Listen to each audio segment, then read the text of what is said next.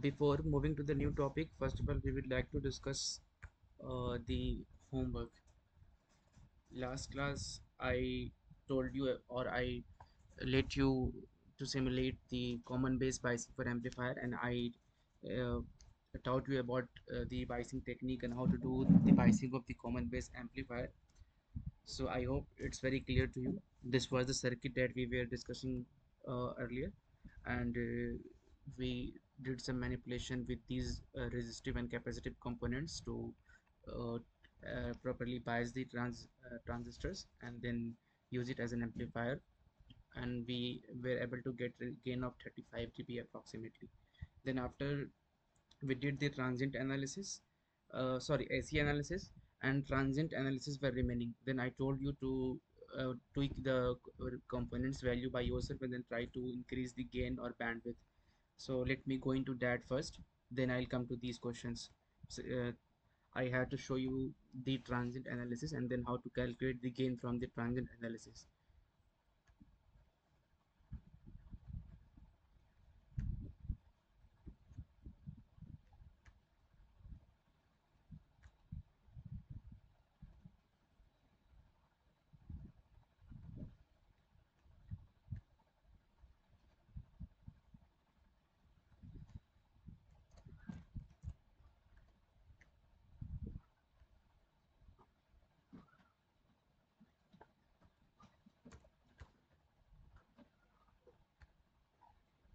Somebody please unmute yourself and then please confirm if my LT space screen is being shared.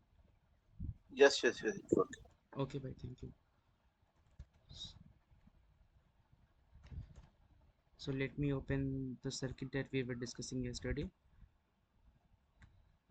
Right, this was the circuit.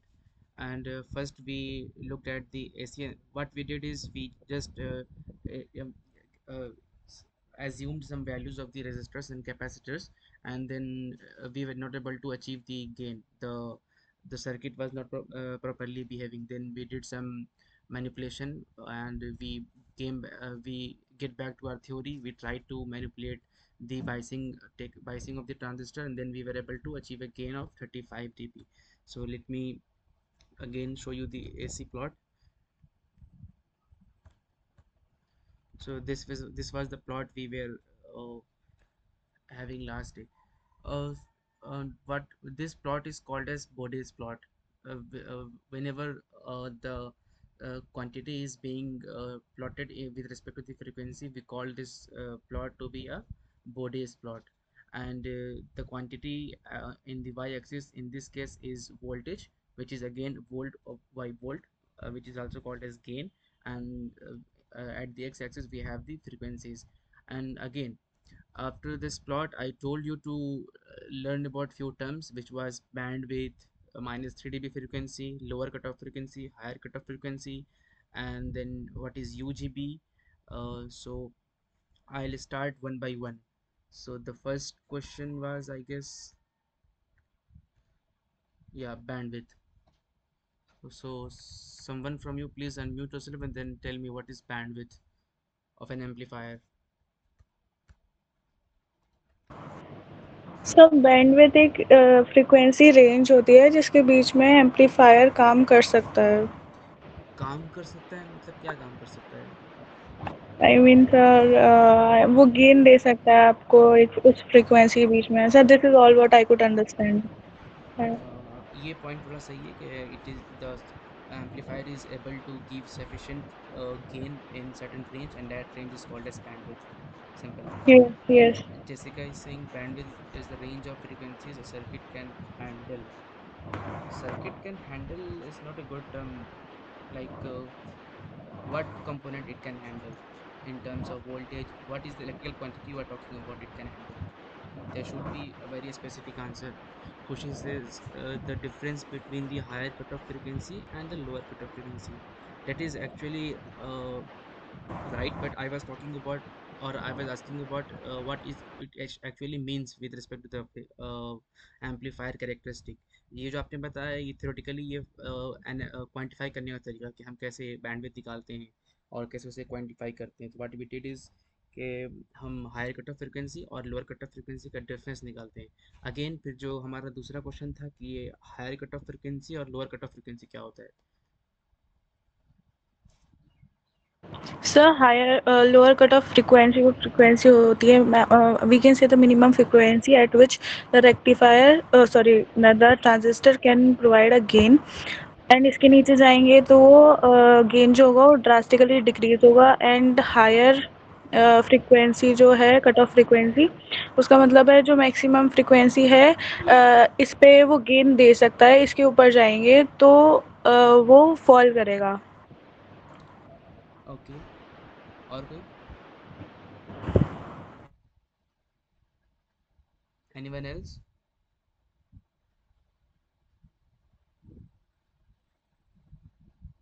Okay, let me relate this with minus 3 dB frequency. Can someone tell you what is minus 3 dB frequency? अगर किसी ने देखा तो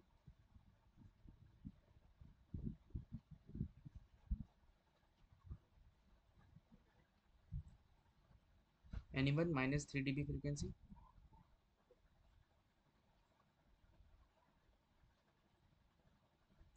चलिए, before going into minus 3 dB frequency, आखिरी सवाल पर आते हैं। जो हमारा आखिरी सवाल था इस प्लॉट का, वो था relationship between dB and volt by volt. किसी ने सर्च करा, जानने की कोशिश करी क्या रिलेशन होता है?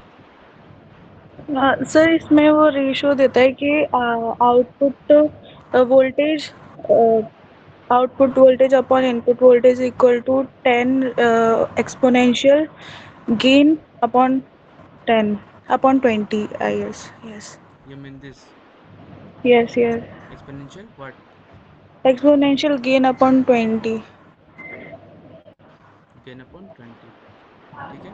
सो ये सही है रिलेशन। और यहाँ पर जो ये गेन है, this gain is in what, which unit?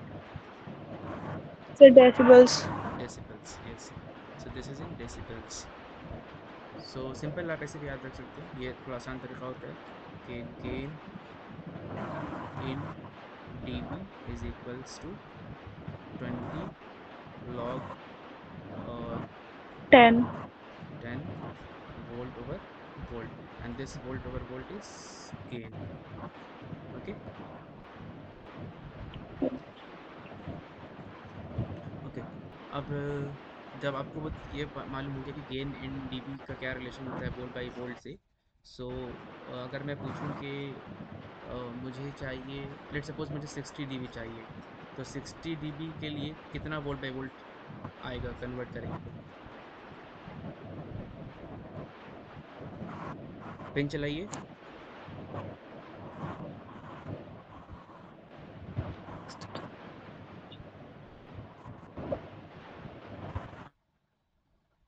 60 dB के लिए क्या होगा वोल्ट बाई वोल्ट की वैल्यू? और भी लोग हैं मीट में, वो भी इंटरेक्ट करें। The relationship between dB and volt by volt is gain is equals to 20 log 10 V out over V in. Good, सही है। ओके खुशी, आप फिर बताएं क्या होगा 60 dB वोल्ट बाई वोल्ट में? 1000 वोल्ट बाई वोल्ट, गुड, सही है, 1000 होगा। सो ये जस्ट, इससे आपको मैं एक फैमिलियर कराना चाह रहा था। सो ये फार्मूला होता है जब भी हम वोल्ट बाई वोल्ट में खेल रहे होते हैं। फिर एक रिलेशन होता है और गेन इन डीबी का, बट उस टाइम पे क्या होता है कि हम पावर में खेल रहे होते हैं। उस अगर मैं gain in dB log 10 power out over power in के टर्म में लिखूं, देन यहाँ पर 10 आएगा। सिंपल इसी फार्मूले से यहाँ आता है, वो जो आपने पढ़ा होगा, power is equals to V square by R. तो जब वो करेंगे तो टू नीचे की तरफ आ जाएगा, तो डिवाइड डिवाइड हो जाता है, तो उससे मैनिपुलेट करके हम इस फार्मूले तक पहुँचते हैं। तो एक रिलेशन ये भी होता है। तो अभी जो आपकी यूज़ होने वाला है वो सिर्फ वोल्ट बाई वोल्ट वाला होने वाला है, तो कभी कहीं कन्फ्यूज मत होइए, कभी कहीं कहीं पर अगर आप इसे 10 देखिए तो कन्फ्यूज मत होइएगा। It is for the case of volt by volt, when we deal with powers we generally take 10 at this, not take it actually came out to be 10 through the manipulation. तो ये था आपको relation between dB and volt by volt. Then मैं पूछा था minus three dB के बारे में। तो माइनस थ्री डीबी क्या होता है कि अगर मैंने अपने सर्किट को प्लॉट करा, प्लॉट करने के बाद जो मेरा एसी प्लॉट आया, सो ये जो मैक्सिमम गेन है, ये मैक्सिमम गेन, इसके मैं -3 dB जाऊँगा, तो जो मुझे वैल्यू मिलेगी उसे बोलते हैं -3 dB फ्रीक्वेंसी। अब इस प्लॉट में, चूँकि ये टू पोल सिस्टम है, तो यहाँ पर दो -3 dB मिलेगा मुझे। एक -3 dB इस तरफ मिलेगा जिसे हम लोअर कट ऑफ फ्रीक्वेंसी बोलते हैं, और एक -3 dB राइट हैंड साइड में मिलेगा इस प्लॉट के, मतलब इस मैक्सिमम के राइट हैंड साइड में, जब ये डाउन डाउन की तरफ जा रहा है तो उस टाइम पे मुझे एक -3 dB मिलेगा। That is called as higher cut off frequency, और इन दोनों के डिफरेंस को हम बोलेंगे बैंडविड्थ। तो इसे मैं यहाँ लिख के दिखाता हूँ। ये ऐसा कुछ आएगा प्लॉट।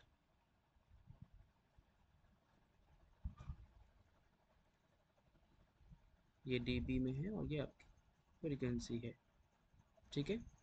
तो सबसे ऊपर ये कुछ मैक्सिमम गेन मिला आपको यहाँ पर,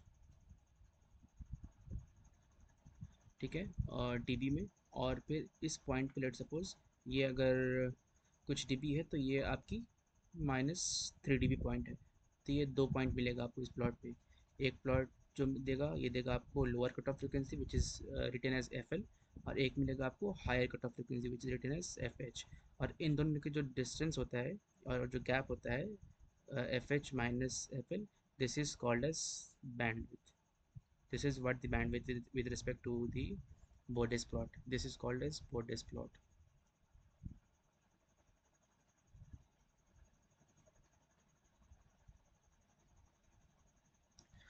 ठीक है, तो ये हो गया -3 dB frequency.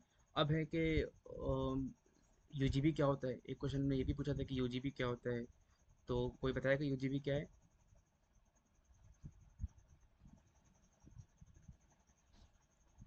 Anyone quick? UGB full form ही बता दीजिए, किसी ने देखा हो तो at least. Sir unity gain bandwidth होता है, ये वो फ्रिक्वेंसी होता है जब जो एम्पलीफायर का गेन होता है वो 1 हो जाता है। एम्पलीफायर का गेन 1 हो जाता है। 1 हो जाता है किस यूनिट में? यूनिट बताइए। जब भी आप, अब आपको मालूम है डीबी और ओवर लेवल 2 यूनिट होती है गेन को बताने का, तो हमेशा जब भी आप गेन के बारे में बात करेंगे तो यूनिट के टर्म में बताएंगे। हाँ, जैसे खुशी ने नीचे लिखा है कि UGB is the frequency at which the amplifier gain equals unity और 0 dB, ठीक है। यस। तो इस रिलेशन में आप देख भी सकते हैं, अगर मैं वोल्ट बाई वोल्ट को 1 रखूँगा यहाँ पर, तो लॉग के अंदर कोई भी क्वांटिटी जब 1 रखी जाती है तो वैल्यू क्या देता है? वो 0 देता है। तो गेन यूनिटी अगर है तो डीबी में वो क्या हो जाएगा? 0 हो जाएगा, है ना। अगर मैं इस वैल्यूज़ को 1 रख दूंगा यहाँ पर तो दिस इज़ कॉल्ड एज यूजीबी। और इसकी करस्पॉन्डिंग जो फ्रीक्वेंसी आती है उसे यूजीबी कहते हैं। तो मतलब लेट सपोज अगर यहाँ कहीं ये 0 dB आ रहा है, यहाँ पे कहीं 0 dB आ रहा है, तो इसके करस्पॉन्डिंग जो मेरा फ्रीक्वेंसी होगा, that frequency is called as UGB, F UGB. Clear? और इसका सिग्निफिकेंस क्या होता है यूजीबी का? The significance of this UGB is कि अगर हम ट्रांजिस्टर को इसके ऊपर ऑपरेट करेंगे तो हमारा कोई काम का नहीं है ट्रांजिस्टर हमारे लिए, और या एम्पलीफायर हमारे लिए, क्योंकि हमारा एम्पलीफायर का बेसिक मीनिंग क्या होता है कि it has to amplify some electrical quantity, and let's suppose if it is amplifying a voltage signal, and we are getting a gain of gain less than 1. So what it is amplifying? It is actually de-amplifying, na? It is not amplifying anything. The output is even less than input, so it is not even amplifying. So if gain uh, gets lesser than 1, that is detroits, so that means it is not no more than an amplifier. We don't call it amplifier then. So we the amplifier is useful only up to the UGB. Fine. Okay. UGB upper guard band. No, it's not upper guard band. It's basically unity gain bandwidth. मुझे लग रहा है गीतिका ने कहीं से copy करके पेश कर दिया यहाँ पर। कुछ सिग्निफिकेंस ही नहीं है, एटलीस्ट पढ़ पढ़ तो लिया कीजिए। ये बात कर रहा है कम्युनिकेशन सिस्टम की, और हम अभी पढ़ रहे हैं एनालॉग और डिजिटल इलेक्ट्रॉनिक्स। कम्युनिकेशन सिस्टम में यूजीबी का अलग कुछ मीनिंग है और यहाँ पर कुछ अलग मीनिंग है। तो अगर आपने कहीं से इसे जानने की कोशिश करी तो उसे एक बार पढ़ लिया करिए कि क्या कहना चाह रहा है ये। We are talking about UGB with respect to the Bode's plot, so we must be talk with respect to the frequency, and that frequency should be something with gain.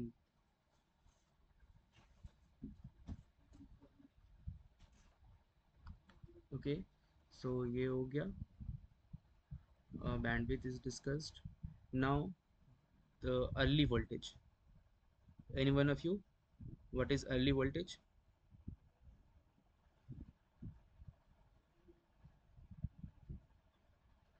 What is early voltage? Anyone? कल मैंने थोड़ा hint भी दिया था early voltage का, अगर याद हो तो। ऐसा कुछ जब हमने कर्व बनाया था ICVCE का, तो ऐसा कुछ कर्व बनाया था मैंने। आइडियली तो ये फ्लैट होना चाहिए बट ये फ्लैट होता नहीं है, ये थोड़ा सा वेरी करता है, थोड़ा सा ऊपर की तरफ वेरी करता है, थोड़ा बढ़ जाता है।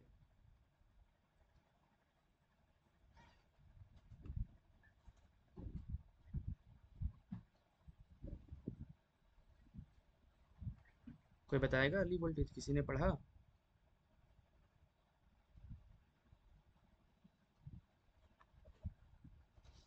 Early voltage is the imaginary voltage at which the collector current voltage that indicates the change in collector current due to changes in collector voltage. और कोई? मैं फिजिकल सिग्निफिकेंस पूछ रहा हूँ, अर्ली वोल्टेज का फिजिक्स क्या है? Whenever you try to study the definition of something in especially in semiconductor or electronics, always try to find the physics behind it, कि physics क्या है इसके पीछे डिवाइस लेवल पर। So early voltage is basically, early voltage is not imaginary actually, जो आपने लिखा है early voltage is not imaginary, मैंने कहा था कि इस प्लॉट को जब मैं एक्स्ट्रापोलेट करता हूँ तो वहाँ से मुझे अर्ली वोल्टेज की वैल्यू मिलती है, एक किसी एक पॉइंट पर ये जाकर एक्स एक्स पे मिलता है। तो उसी वैल्यूज़ को हम, वो वैल्यूज़ जो होती है, वो जो वी सी की वैल्यूज़ होती है that is minus V A, वही अर्ली वोल्टेज होती है। ठीक है, तो ये अर्ली वोल्टेज का टर्म आया कहाँ से? तो ये अर्ली वोल्टेज क्या है कि हमने पहले आपको कल बताया था फर्स्ट ऑर्डर इक्वेशन के बारे में, करंट की इक्वेशन के बारे में। तो फर्स्ट ऑर्डर करंट की इक्वेशन क्या थी? इट वाज आई सी, इसे मैं नीचे लिखता हूँ।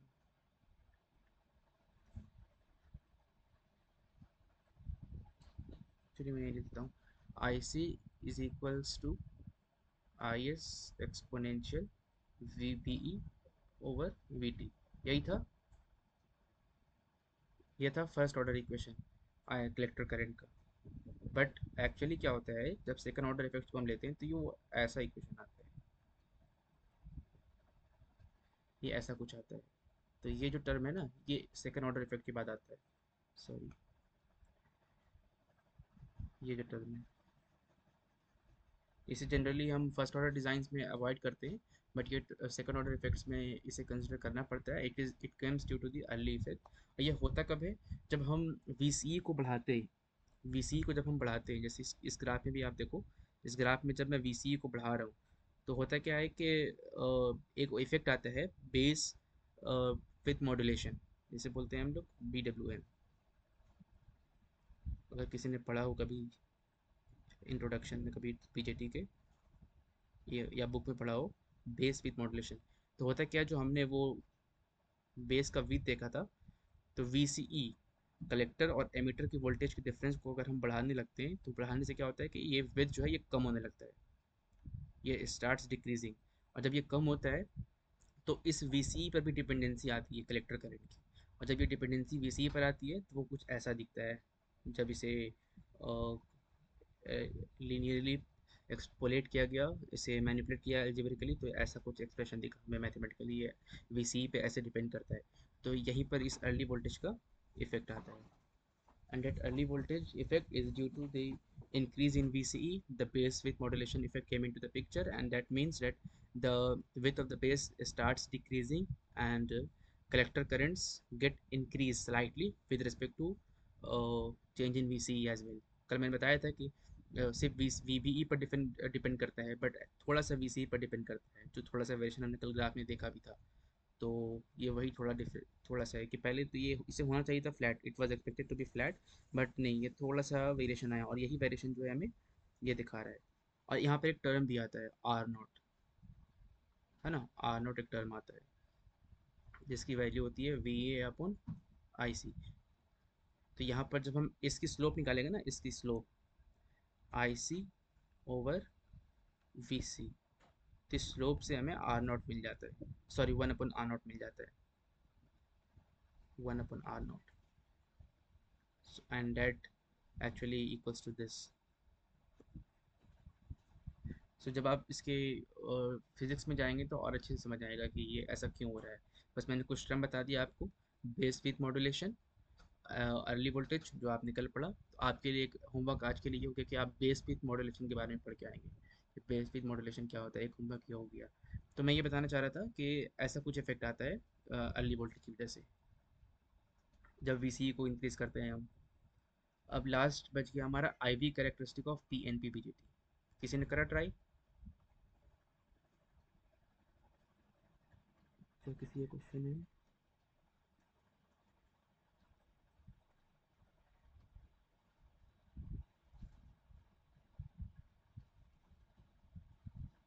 Sir, early voltage in a BJT is a parameter that explains why the electric current is not IC is not like perfectly constant in the active region when RVCE changes. हाँ, ये भी सही है, कह सकते हैं, पता नहीं क्या करें।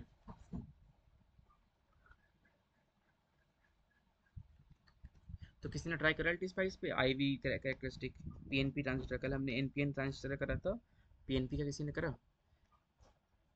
इसीलिए मैंने रिकॉर्डिंग भी भेज दी थी, ताकि अगर किसी को हेल्प चाहिए विद सिमुलेशन तो वो रिकॉर्डिंग से हेल्प ले ले। किसी ने ट्राई करा?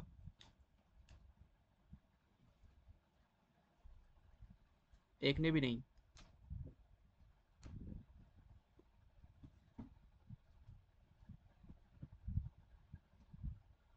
अगर आप खुद से नहीं करेंगे, अगर आप, देन इसका कोई फ़ायदा नहीं रहता है आप सिर्फ सुनने से। सिर्फ अंडरस्टैंडिंग आएगी, एक्सप्लेनेशन उसका हैंड्स ऑन एक्सपीरियंस नहीं आएगा आपको, अगर आप खुद से एल टी स्पाइस पे नहीं करेंगे इस चीज़ों को। तो मैं तो बहुत से लोग ऐसे हैं जिन्हें एल टी स्पाइस पहले हमने बता भी रखा है, तो आई थिंक उन्हें तो करना चाहिए था।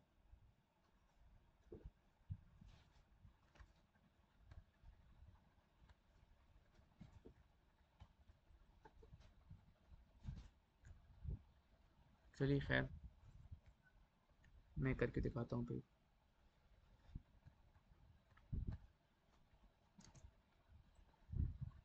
आई थिंक मेरे पास सेटअप भी होगा, टाइम हमारे पास कम है, तो मैं सीधा सेटअप खोलता हूँ।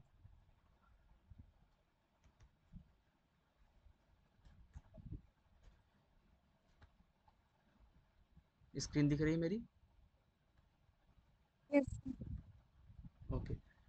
सो ये हमने कल डिस्कस कर लिया था, एन पी एन कैरेक्टरिस्टिक। ये सेटअप मैंने दे दिया है। सेटअप की किसी को यूज़ हो तो वो एज इट इज़ कॉपी करके प्लॉट करके देख सकता है। हमने इसमें एक चीज़ और देखा था कि ये दो डीसी कमांड हमने यूज़ करे थे, और सेम चीज़ हमने फिर एक डीसी और एक स्टेप पैरम से भी करा था, तो मैंने ये दोनों चीज़ यहाँ दिखा दी। अब ये है पीएनपी कैरेक्टराइजेशन का सेटअप। तो ये हमारा पीएनपी ट्रांजिस्टर है। तो इसमें ये बताओ, एमीटर कौन होगा, कलेक्टर कौन होगा, बेस कौन होगा इस फिगर में? कोई भी जल्दी बताओ।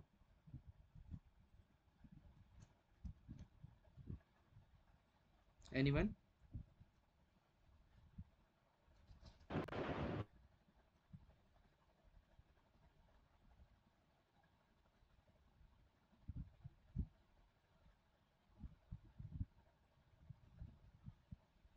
कुछ लोग तो ऐसा लगता है लाइक सिर्फ ज्वाइन करके छोड़ देते हैं।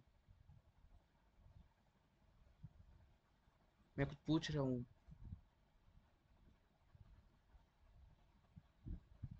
How many students using LT Spice? मैं नाम लेके बोलता हूँ गालिब, एक minute. Kanishka Rawat, are you available? Yes, sir. LT Spice है लैपटॉप में? Yes, sir. ठीक। Jessica Singh, Yes, sir. ठीक। मानवी शर्मा, ये कैसे ऑफलाइन हो गई तक? मानवी शर्मा, यस सर। लैपटॉप में तो होगा, आई थिंक कल डिस्कस किए थे हम लोग LTS price. Hello, yes sir. Laptop में तो एलटीएस प्राइस होगा ना? सर अभी नहीं है मेरे पास, मैं कर लूँगी सर। अरे तो बताना चाहिए ना, इंस्टॉल करवा देते कम से मुझे कम। मुझे कल ही पता चला एलटी स्पाइस के बारे में।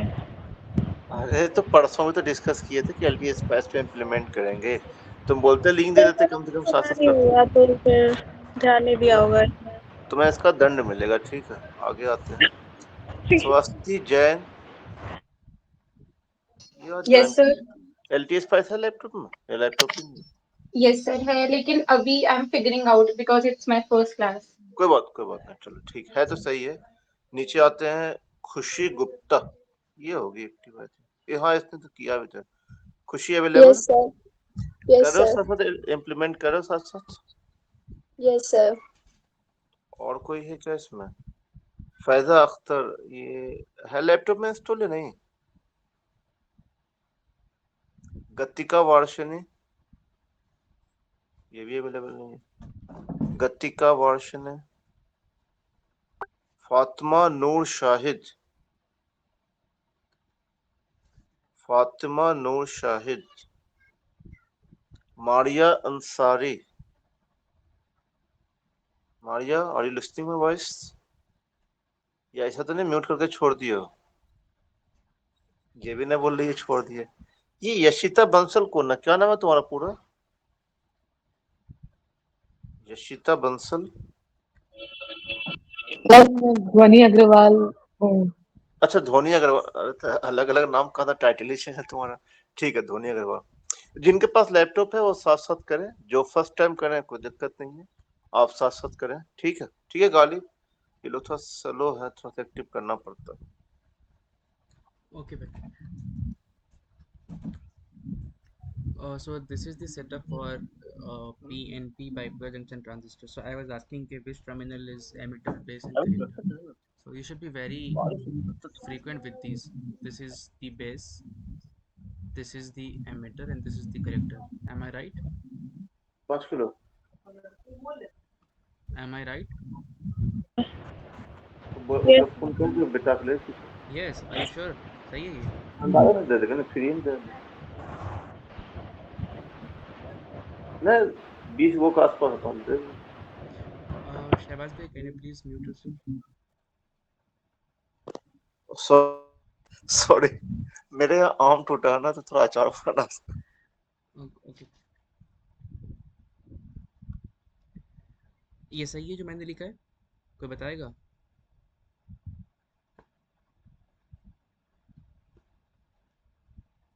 सर ये जिसमें एरो था वो अमीटर होगा। हाँ, तो यही तो मैं पूछ रहा हूँ, तो ये बोलने में इतना टाइम क्यों लगता है? ये एमिटर होगा, ये कलेक्टर होगा, सिंपल। हमने बताया था ना कि जब सिंबल देखते हैं तो सिंबल में आइडेंटिफिकेशन होता है, ये एरो के करंट किस तरफ फ्लो कर रहा है, और ये दिखाता है एमिटर जंक्शन को। So this is emitter junction, and this inward arrow identifies that this is a kind of PNP transistor. Okay, so let me move into LT spice. So आज हम सबसे पहले अगेन हम दो चीज़ करेंगे plot, ICVCE and IBVBE, right, है ना? सो ये रहा सेटअप फॉर ICVCE कर्व, जहाँ पर मैं IB को प्लॉट करूँगा अलग अलग वैल्यूज़ के लिए।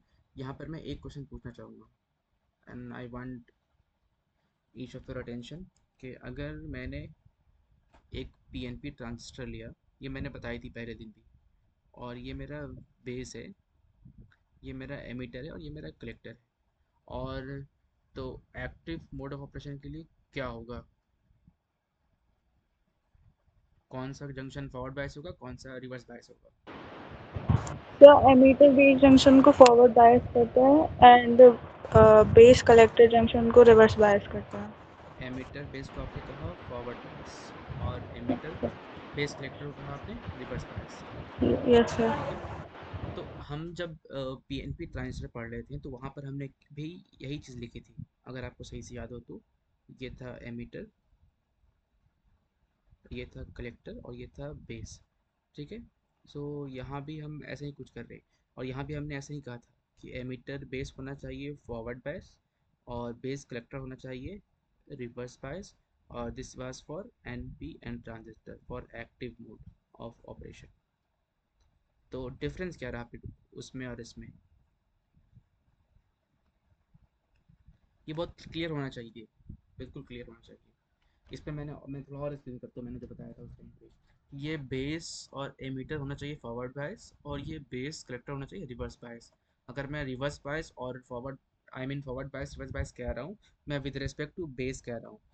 तो अगर मैं बेस के रिस्पेक्ट में कह रहा हूँ कि मुझे बेस एमीटर होना चाहिए फॉरवर्ड बायस, ठीक है, तो मुझे पता है ये ऐसा लिखना गलत है, एमीटर बेस। मुझे क्या लिखना चाहिए, बेस एमीटर, है ना। जो हाई पोटेंशियल पे रखना है मुझे उससे पहले रखना होगा। और ये जो मैंने बेस कलेक्टर लिखा है, मुझे बोलना चाहिए इसे collector base. So it is actually reverse bias, तो बेस कलेक्टर ही लिखूंगा मैं। ठीक है, तो आप मुझे ये बता सकते हैं कि हाईएस्ट पोटेंशियल पे कौन होगा, कलेक्टर बेस और एमीटर में सबसे हाई पोटेंशियल पे कौन होगा। तो अगर वो पहचानना मुझे, तो मैं ऐसे आइडेंटिफाई करूंगा कि ये मुझे रखना है फॉरवर्ड बायस में। दिस मीन्स कि मुझे वी को वी से बड़ा रखना है। एक चीज़ क्लियर हो गया। दूसरा, मुझे वी को रखना है रिवर्स बायस में। तो इसका मतलब है कि मुझे बेस को वी से छोटा रखना है। तो जब इन दोनों इक्वेशन को मैं क्लब करूँगा, तो I will get to a conclusion that V C is the greatest, then V B, and then the lowest potential is at V E. और आपको सेटअप याद भी होगा कि सबसे लोएस्ट पोटेंशियल हमने वी पे रखा था अपने सेटअप में। जो एनपीएन का सेटअप था हमारा, सबसे लोएस्ट पोटेंशियल किसका था, वी का, विच वाज 0 वोल्ट था ना। यहाँ भी देखिए वी का 0 वोल्ट। अंडरस्टैंड।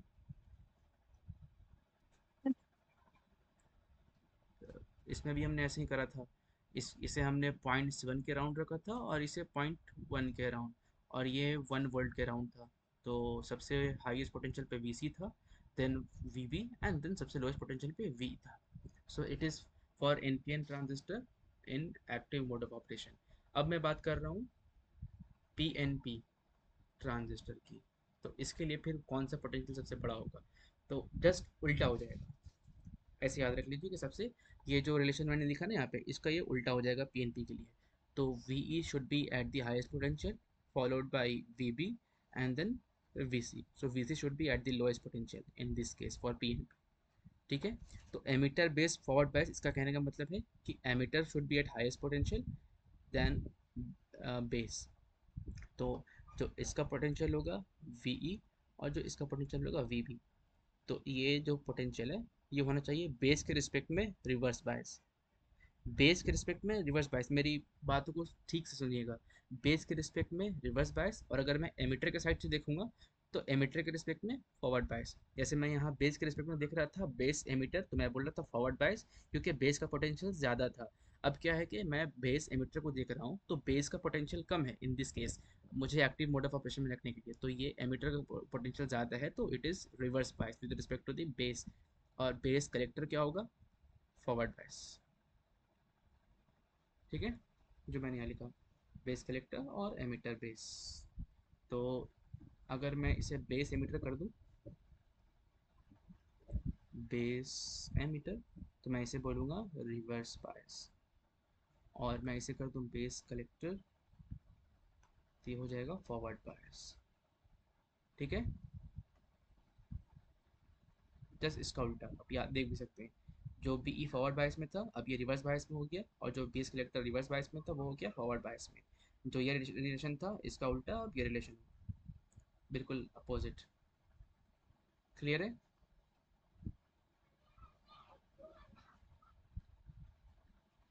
क्योंकि सबसे ज़्यादा कन्फ्यूज़न जब हम ओपैम डिज़ाइन करते हैं हम, और जब हम कहीं फंसते हैं, तो इसमें इसे ही देखना होता है हमें, ओपैम की प्राइसिंग।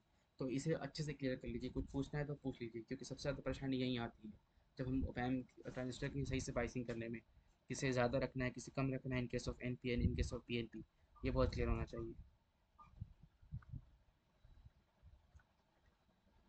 सो इसीलिए मैंने क्या करा है कि अब मैं सेटअप करूँगा। तो यू कैन सी कि मैंने कलेक्टर को इस केस में 0 वोल्ट दिया है। तो 0 वोल्ट का मतलब क्या है, सबसे लोएस्ट वोल्टेज। और एमीटर को मैंने दिया है 12 वोल्ट। और यहाँ पर मैंने बेस पे कोई वोल्टेज ना देकर एक करंट सोर्स दे दिया है। और करंट सोर्स के अकॉर्डिंग मैं करंट को चेंज करूँगा और ऑब्जर्व करूँगा क्या आउटपुट मिल रहा है मुझे। तो मैं आईसी को ऑब्जर्व करूँगा, दिख रहा है। So this is basically IC versus VE कर। अभी ये वीई है हमारे पास, है ना। अगर मैं इसे माइनस आईसी कर दूँ तो एज इट इज़ जैसा मुझे दिखता था उस केस में बिल्कुल वैसा ही दिखेगा जैसा हम कल देख पा रहे थे।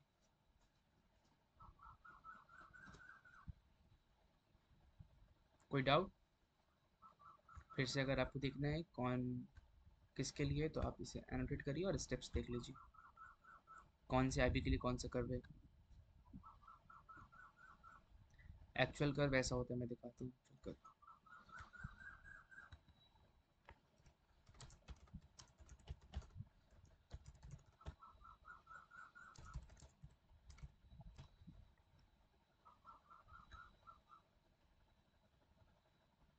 मेरी स्क्रीन दिख रही है? हेलो। यस। हाँ, तो ये देखिए ऐसा कुछ करवाता है आईसी वीसीई का with respect to different base current, है ना। तो अभी जो ये वाई एक्सिस पे आई सी है और एक्स एक्सिस पे वी सी ई है। That means V C minus V E. और हमने जो प्लॉट करा अभी उसके इस एक्सिस पर हमारा सिर्फ वी ई है। तो मैं क्या करूँगा, इसको वी सी करने के लिए ज़ीरो से माइनस कर दूंगा, क्योंकि मेरा जो वी सी है वो क्या है, ज़ीरो पोटेंशियल पर है। और इसे माइनस को मैं यहाँ से हटा देता हूँ। तो आप देख सकते हो सेम कर मिल जाएगा। मिला? जो थ्योरी में हम यहाँ देख पा रहे हैं कि ऐसा कर आना चाहिए, ऐसा मिल रहा है कि नहीं मिल रहा है। ये मैटलैब से प्लॉट किया गया है, तो एज इट इज़ से आप यहाँ पे वेरीफाई भी कर सकते हैं अपने सेटअप में। मैंने क्या करा कि मैंने अपने कलेक्टर को 0 वोल्ट पे रखा है। तो मैंने क्या करा कि एक्स एक्स पे मैंने क्लिक करा, हाइड दिस। एक्स एक्स पे मैंने क्लिक करा। पहले हमारा सिर्फ V1 प्लॉटेड था। तो VC क्या होता है एक्चुअली में, अगर मुझे प्लॉट करना है, मुझे यहाँ दिखाना है।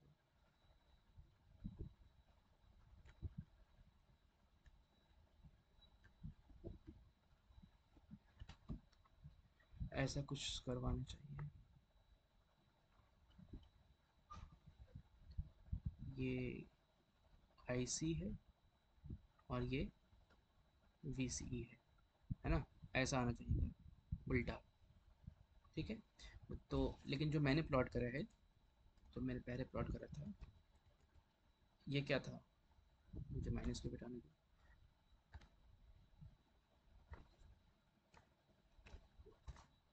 ये था IC वर्सेस, जो मैंने प्लॉट करा है वो है IC versus V1। And V1 is what in my case,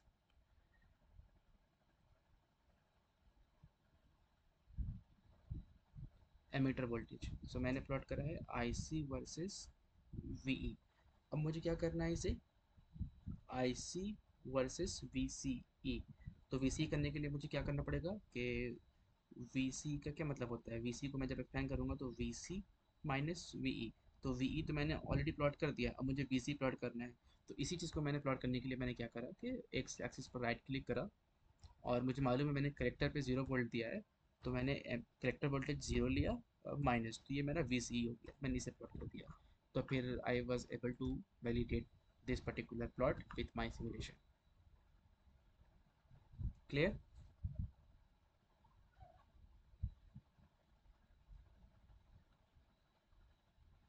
clear? Okay. So this is for different IB। Next plot हमें जो प्लॉट करना है, लेट मी सी, ये हुआ IC VCE curve. Next plot करना है हमें IB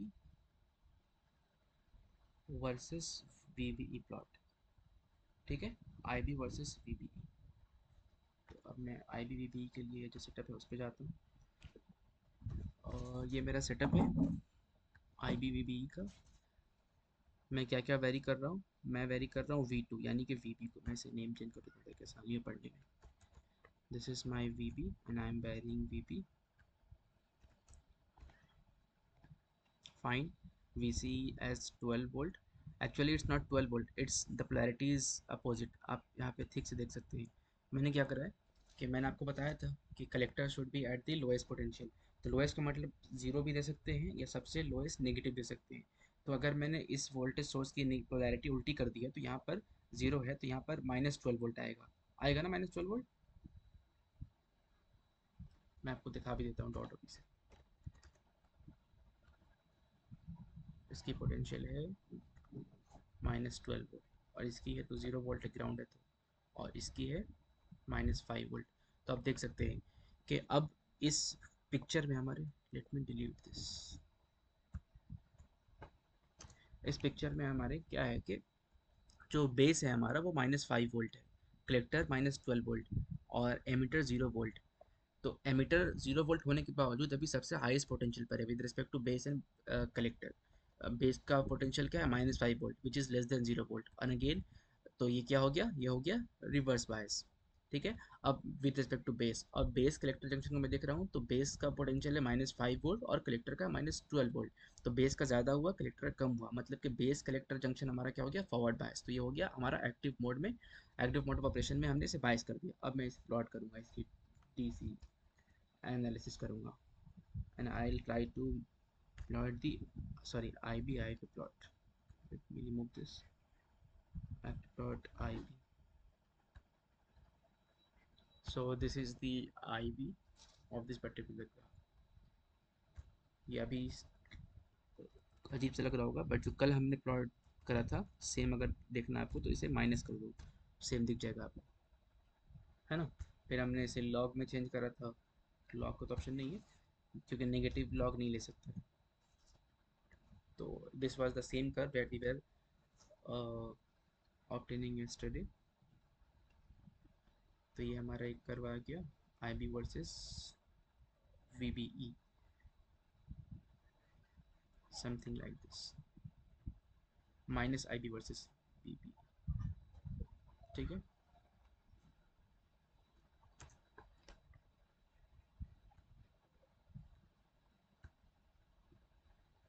अच्छा यहाँ पे कोई ये पूछ सकता है कि मैंने पिछले प्लॉट में क्या करा था कि यहाँ पे मैंने मैनिपुलेट करा था VC करने के लिए। यहाँ पे तो मैंने एक्चुअली सिर्फ VB ही प्लॉट करा है एक्स एक्सेस पे, तो मैंने इसको VBE क्यों नहीं करा। तो ये एक्चुअली VBE ही है। क्यों VBE है, क्योंकि यहाँ पर आप देखिए एमिटर का पोटेंशियल क्या है, 0। तो अगर आप यहाँ पर इसे चेंज भी कर दो राइट क्लिक करके VB -0, तो क्या कुछ फ़र्क नहीं पड़ने वाला, 0 को सब्ट्रैक्ट करने से क्या ही फ़र्क पड़ेगा, इट विल रिमेन सेम, है ना।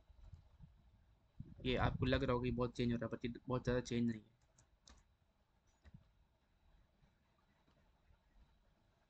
ठीक है।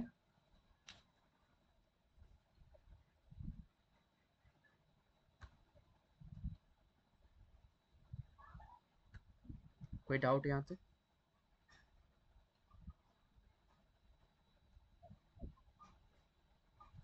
प्लीज़ कंफर्म, फिर हम आगे बढ़ेंगे।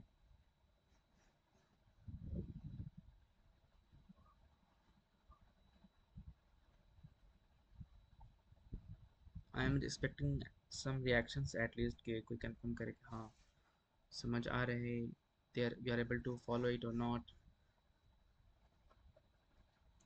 Only one is following.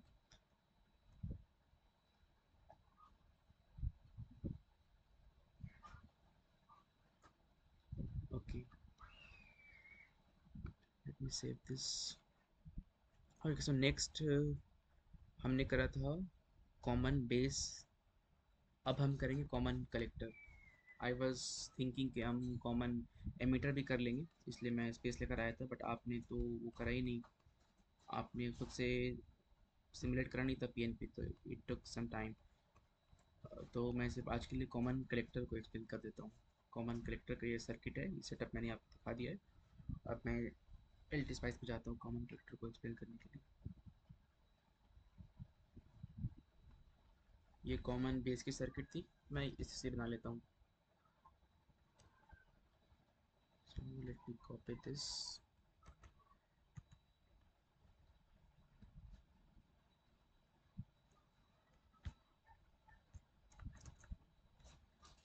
Okay, आप यहाँ देख सकते हैं इन केस ऑफ कॉमन कलेक्टर मैंने बताया था कि कॉमन कलेक्टर में इनपुट हमेशा बेस पर जाएगा और आउटपुट हमेशा एमीटर पे आएगा। तो देख सकते हैं हमने इनपुट दिया है बेस पर और आउटपुट लिया है हमने एमीटर पर। Collector is common in this case. No AC signal is appearing at the collector side in this case. So same thing we have to do in our simulation. तो मुझे ये change करना पड़ेगा।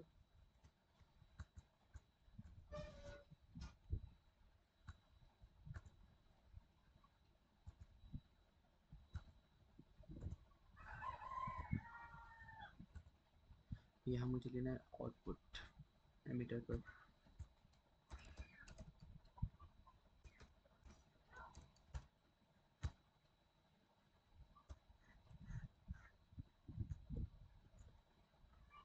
One unit रहती है इस case में। VCC is fine. अब मुझे इनपुट देना है, यहाँ पर मुझे इनपुट देना है बेस पर।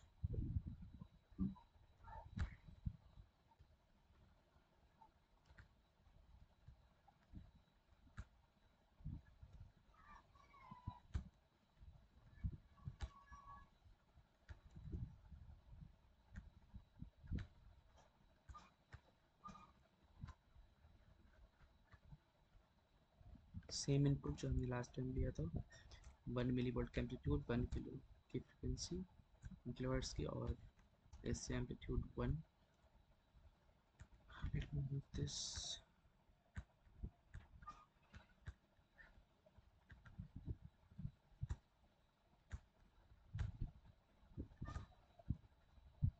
ठीक है, I'll move this.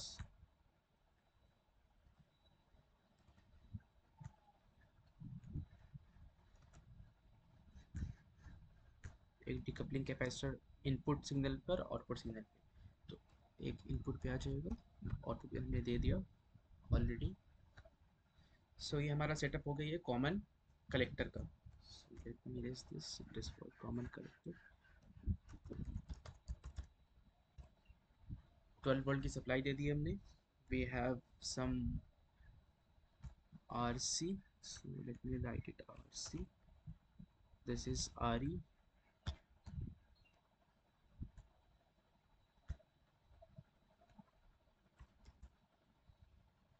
and this is a resistive network to bias at certain voltage VB properly। तो मैं R1 R2 कर देता हूँ, ठीक है।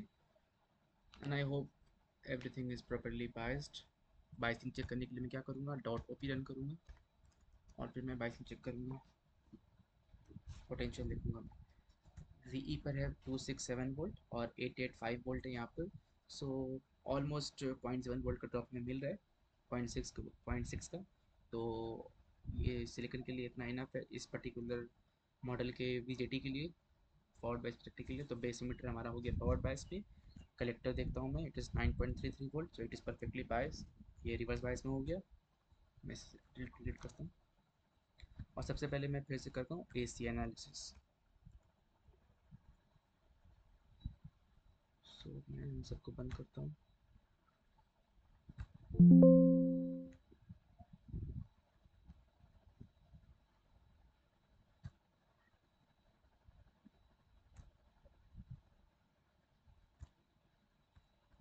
ठीक है, ओके। सो मैं आउटपुट देखता हूँ,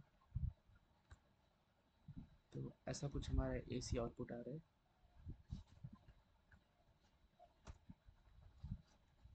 -825 पॉइंट समथिंग मिली dB का गेन आ रहा है। अब मैं देखता हूँ, एक कैरेक्टरिस्टिक होती है कॉमन कलेक्टर की, अगर आप इसे किसी ने पढ़ा हो और मैंने उस दिन बताई भी थी, मैं इसे दिखाता हूँ कॉमन कलेक्टर की। It is called as voltage follower और यूनिटी वोल्टेज गेन। दो टर्म आपको दिख रहा होगा यहाँ पर, एक है वोल्टेज फॉलोअर और एक है input voltage gain, high input impedance. तो क्या होता है कि कॉमन कलेक्टर क्या होता है कि वो एज इट इज़ जो भी हम इनपुट पे अप्लाई करेंगे, इट शुड और इट शुड क्या, it must appear same at the output. तो होता क्या है कि जो भी वी आउट ओवर वी इन का जो गेन है in case of volt by volt, वो यूनिटी होता है। इसका मतलब है कि जो भी हमने इनपुट दिया था as it is V out पे अपीयर करेगा। तो that's why it is called as source follower, sorry voltage follower, कि जो भी अप्लाई कर रहे हैं हम वोल्टेज पर, सेम चीज़ फॉलोअर पर अपीयर, आई मीन एमीटर पर अपीयर हो रही है जो बेस पे अप्लाई कर रहे हैं। जो भी इनपुट दिया हमने एज इट इज़ आउटपुट पे अपीयर हो रहा है। और इवन इन फेज अपीयर होता है, फेज चेंज भी नहीं होता है। मतलब कि गेन भी हमें पॉजिटिव मिलेगा, गेन पॉजिटिव मिलेगा unity, I mean volt by volt में। यहाँ कंफ्यूज मत होगा, डीबी में जो भी हमने देखा वो डीबी में गेन दिख रहा था, ये गेन डीबी में था। तो गेन हमें मिलेगा पॉजिटिव और इन आई मीन इन फेज, और साथ ही साथ वो मिलेगा हमें बिल्कुल सेम। तो इसे मैं वैलिडेट करता हूँ अभी ट्रांसिएंट एनालिसिस से।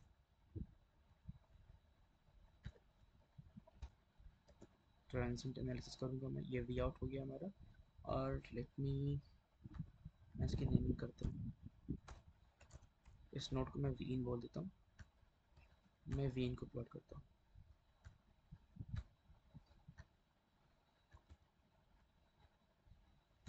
I have to enter the- आप देख सकते हैं as it is almost same मिल रहा है या नहीं मिल रहा है।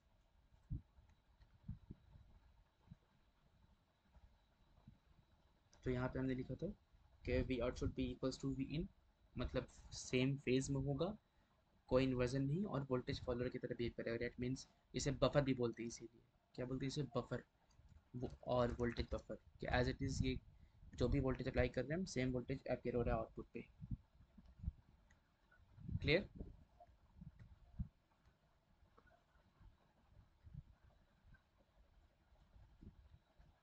क्लियर, कोई डाउट? रेजिस्टर्स की वैल्यू, कैपेसिटर्स की वैल्यू सेम हमने जैसे पिछली बार कॉमन बेस के लिए चूज़ करा था, वैसे ही हमने चूज़ करा है ताकि हमारा ट्रांजिस्टर हमारा प्रॉपर्ली बायस्ड रहे। एग्जैक्ट इसकी कैलकुलेशन मैं आज बताने वाला था कॉमन एमिटर के केस में, बट अब आज तो टाइम है नहीं, तो I explain tomorrow about all the calculation involve in the biasing of common emitter circuit. तो उसके अकॉर्डिंग मैं सारी वैल्यूज़ बताऊँगा। तो अभी ये क्लियर है? अगर क्लियर है तो एटलीस्ट कोई रिएक्शन भेज दें या कुछ यस नो करें। सिर्फ एक की हामी आई थी, दो।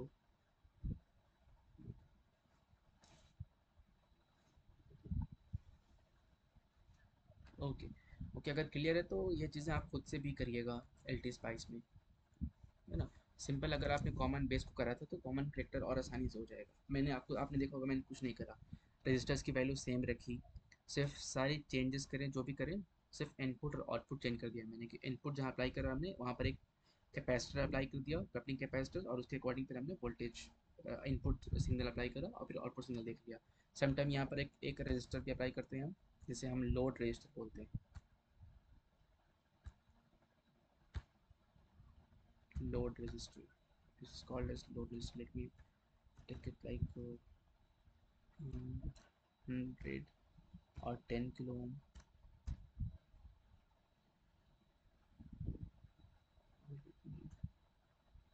Call it R load, RL,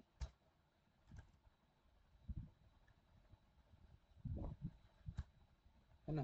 तो इससे पहले जो सर्किट थी जब हमने लोड कनेक्ट नहीं करा था, तो that is called as no load, no load condition. अभी हमने लोड भी एक 10 किलो ओम का रेजिस्टर ऐड करा, which is mimicking to be a load, और वो लोड के केस में ये ऐसा आउटपुट दे रहा है, ज़्यादा बहुत ज़्यादा चेंज नहीं हुआ।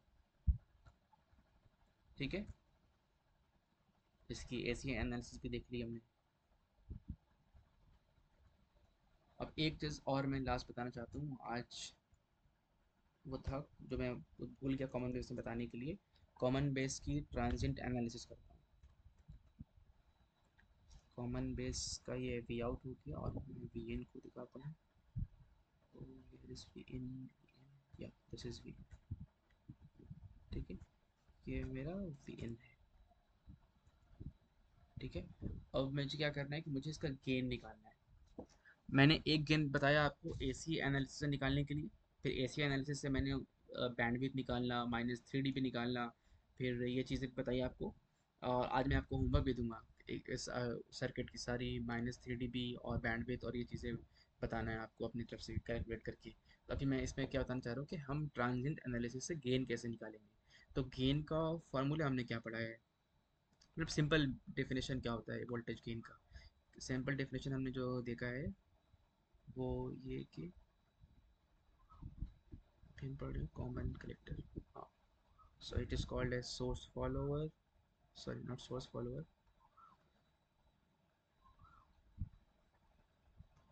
मैं बार बार मॉसफेट से कंफ्यूज हो जाता हूँ, इसे बोलते हैं एमीटर फॉलोअर, क्योंकि जो भी एमीटर पे इनपुट है, एमीटर पे आउटपुट आ रहा है, जो भी इनपुट दे रहे हैं बेस पे, और कभी कभी इसे हम बोलते हैं voltage follower.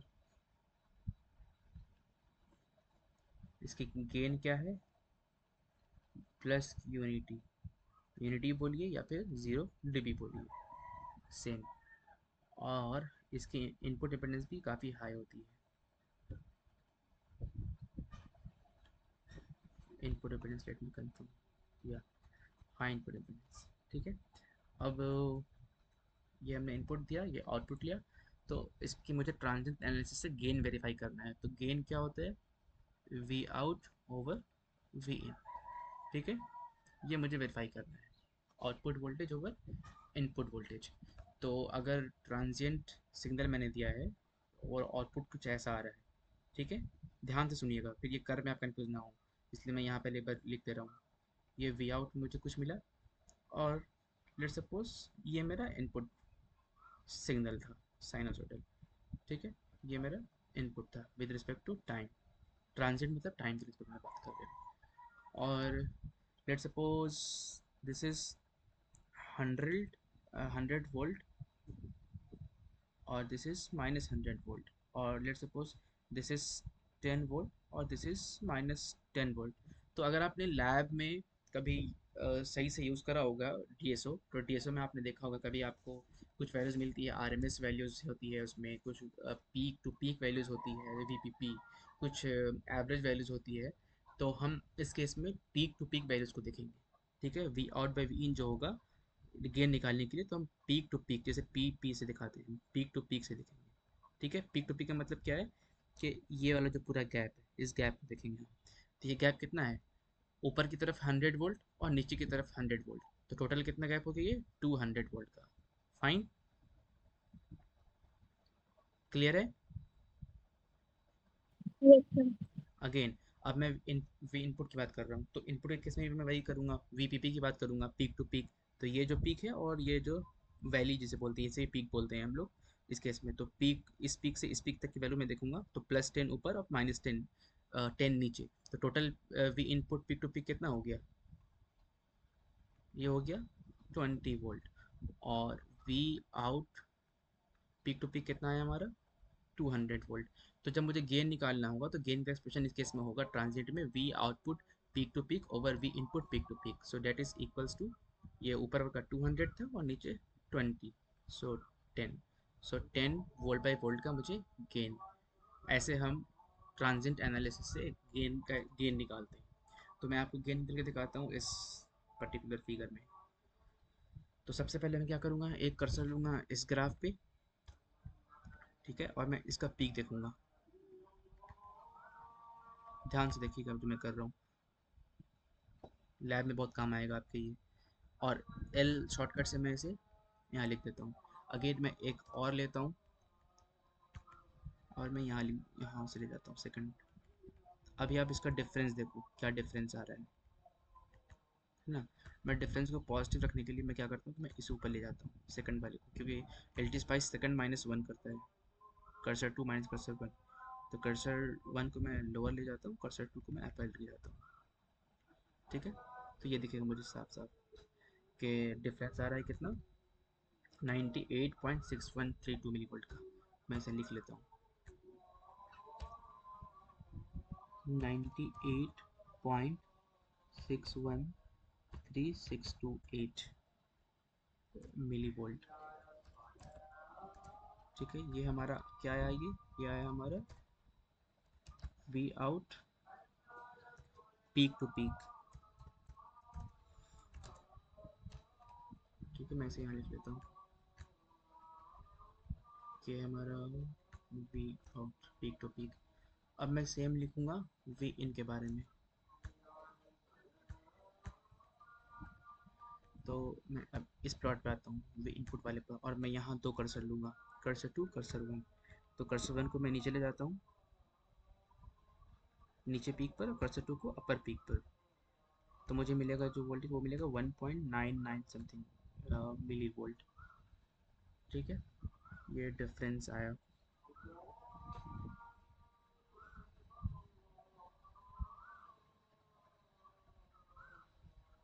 It's in milli volt.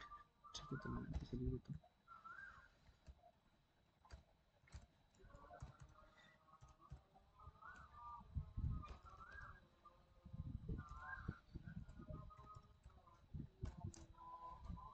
One point nine nine eight 9535 millivolt it is. So ये मेरा input peak to peak voltage हो गया। ठीक है, अब मैं इसे बंद कर देता हूँ। अब मैंने क्या बताया, गेन का एक्सप्रेशन क्या होता है वोल्ट बाई वोल्ट के लिए, through transient V out peak to peak divide by V in peak to peak. तो मैं अब दोनों को डिवाइड करूँगा। सो न्यूमरेटर में जाएगा हमारा 98.613628 और डिवाइड बाई 1.9989535। तो मैं इसे कैलकुलेटर पे देखता हूँ।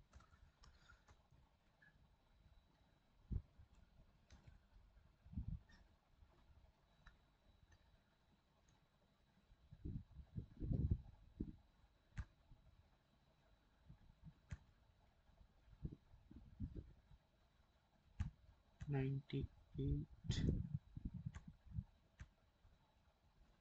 Point 613628 divide by 1.9989535। This is equals to 49.33 49.33 volt by volt. ये हमारा गेन आया थ्रू ट्रांजिएंट एनालिसिस। ठीक है, 49.33। Let me change the colour for identification for the moment. Let me keep it green. ठीक है, अब इसका मैं स्क्रीनशॉट ले लेता हूँ, या मैं कहीं लिख लेता हूँ 49.33 milli volt.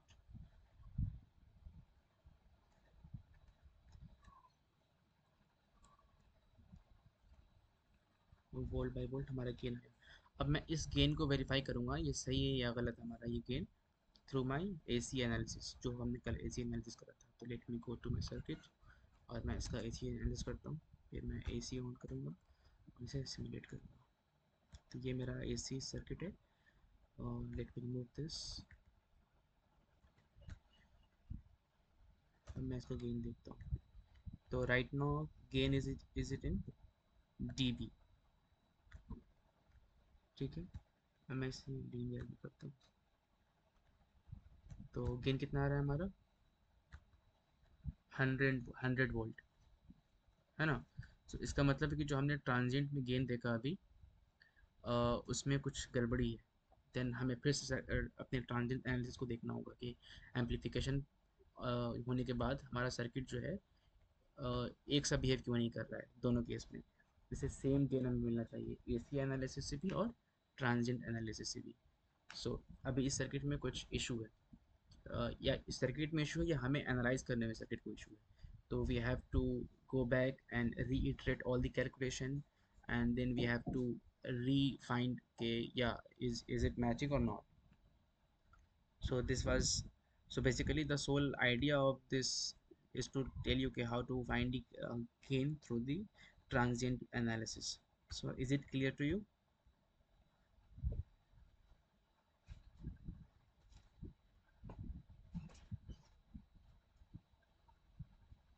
Please let me know if you are having any doubt, or everything is clear till date.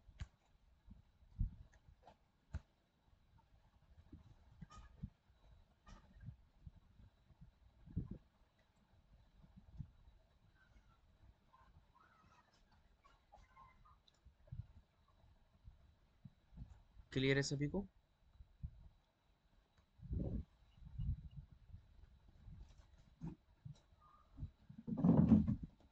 Okay okay, सो आज मैं ज़्यादा होमवर्क नहीं दूंगा, बस सेम क्या करना है आपको कि सारे जो सिमुलेशन है उसे खुद से आपको एल टी स्पाइस पर ट्राई करना है इंस्टॉल करके, और फिर आपको खुद से एनालाइज करना है क्या गेन आप अचीव कर पा रहे हैं, क्या बैंडविड्थ आ रही है, and all other parameters that we look for. कल की क्लास इंपॉर्टेंट होगी क्योंकि कल हम कॉमन एमिटर पढ़ेंगे और कॉमन एमिटर की कैलकुलेशन पढ़ेंगे। फिर हमारा हैंड कैलकुलेशन और डिज़ाइन दोनों का रोल शुरू होगा। सो अगर आप एल्टी स्पाइस पे आज अगर खुद से अपने आप को थोड़ा सा फैमिलियर कर लेते हैं तो it will be very useful for you. ठीक है वालिद, जी भाई। पहले तो मैं सारे स्टूडेंट से कहूँगा कि कल जैसे भी हो लैपटॉप में है तो अच्छी बात है, कुछ ने कहा है कुछ ने कहा इंस्टॉल करेंगे, तो पहले तो कल इससे इम्प्लीमेंट करवा, जितना भी कोर्स कराया हो ना जी 2-3 दिन में, उसको पहले सारे को कहो इम्प्लीमेंट करने कल शाम तक। ये नहीं हो कि ये पूछा तो सर पढ़ा नहीं, ये नहीं पढ़ा, तो कम से कम ये चीज रिकॉर्डिंग तो मिल ही जाएगा। लेकिन ये चीज है, सबसे कहता हूँ मैं, यहाँ पे कुछ बच्चियां हैं भी, सस्ती न्यू थी।